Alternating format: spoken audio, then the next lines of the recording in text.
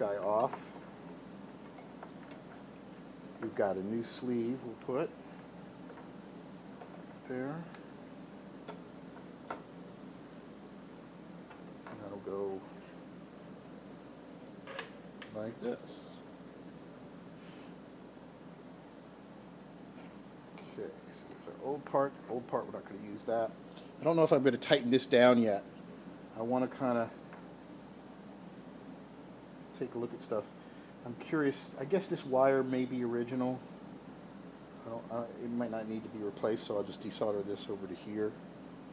But I'll deal with that in a minute. I'm going to put this assembly together. Alright, so now we've got our plunger.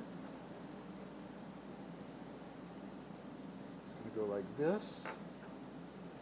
And we have a spring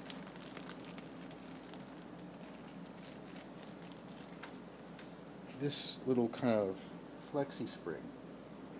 The question is, which side does it go on? I think it might go on this back side here.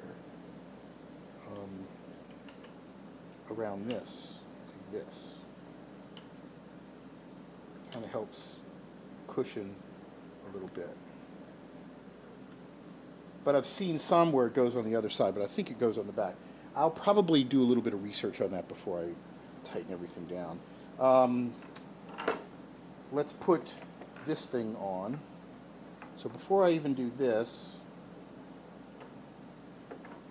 let's put the flipper bushing on the bottom. So we'll flip it around. It's going to go like that. This is another case where I'm probably going to have to use those screws. So let me get the thing.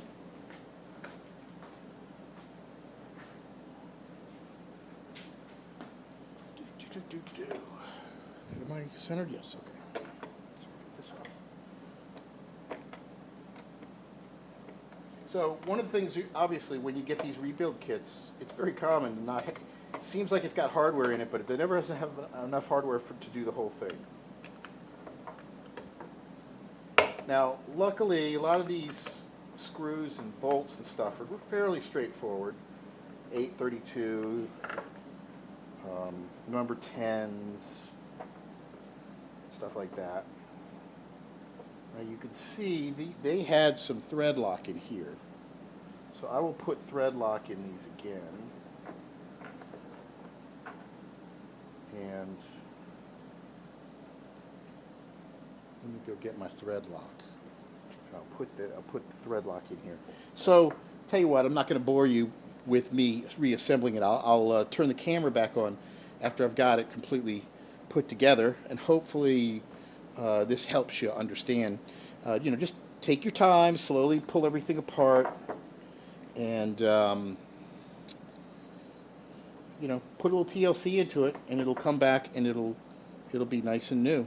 So stay tuned for the next part, and I'll show you what I've accomplished.